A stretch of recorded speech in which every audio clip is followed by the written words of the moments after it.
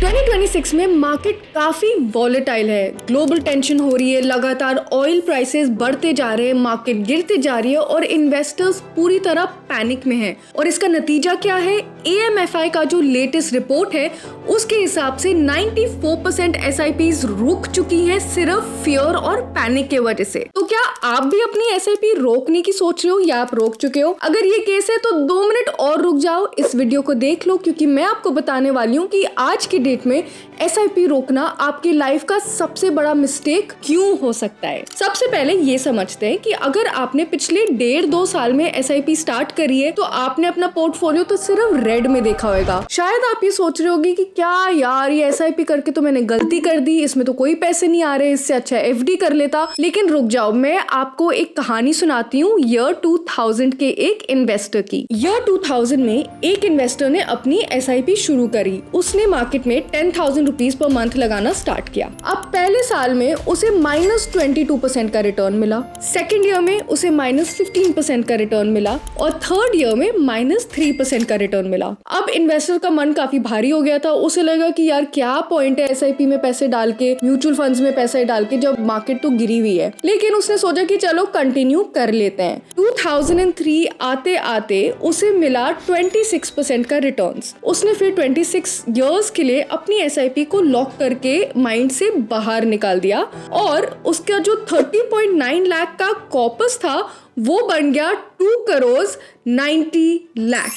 अब ये क्यों हुआ? इसमें एक छोटा सा मैजिक है। बेसिकली पहले 5 साल में जब मार्केट डाउन थी तभी हमारे इन्वेस्टर को सबसे ज्यादा यूनिट्स मिले। इसका ये मतलब है कि उसका जो 26 इयर्स का इन्वेस्टमेंट था उसमें से 58% यूनिट्स तो उसने पहले 5 साल में ही ले लिए थे। और ज्यादा यूनिट्स का तो यही मतलब है कि ज्यादा पैसे मिलेंगे। अब समझने की ये बात है कि जब मार्केट डाउन होता है आपको ये यूनिट्स डिस्काउंट पे मिल रहे हैं। तो मार्केट क्रैश नेसेसरीली आपका एनिमी नहीं है, आपका दोस्त भी हो सकता है अगर आप इसे सही माइंडसेट के साथ अप्रोच करो। तो अब आप ये सोच रहे होगे कि यार अगर मार्केट ने गिरना ही है तो अभी SIP करने का क्या फायदा है? एक बार मार्केट पूरी तरह से अपने लोएस्ट पॉइंट पे आ जाए तो लमसम में पैसे डाल देते हैं, जल्दी जल्दी ग्रो हो जाएगा। थॉट लॉजिकल है लेकिन ये गलत है। इसको समझने के लिए ना 2 एग्जाम्पल्स देखते हैं। पहले इमेजिन करो कि अभी एक जीनी बैठा हुआ है और इस जीनी को एग्जैक्टली ये पता है कि मार्केट कौन से दिन कौन सी मिनट पे अपने लोएस्ट पॉइंट पे होगी और जैसे ही वो अपने लोएस्ट पॉइंट पे होगी जीनी मार्केट में 1 लाख रुपीज लमसम डाल देगा।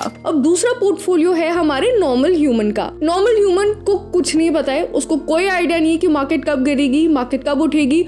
उसको बस ये पता है कि उसे अपने फ्यूचर के लिए सेव करना है, तो वो हर महीने 8,333 रुपीज मार्केट में डाल रहा है। अब 2010 से लेके 2026 तक हमारे जीनी के पोर्टफोलियो में थे 30.9 लाख और हमारा जो ह्यूमन इन्वेस्टर था उसके पोर्टफोलियो में थे 41.87 लाख, यानी उसका तकरीबन 8 लाख का प्रॉफिट था।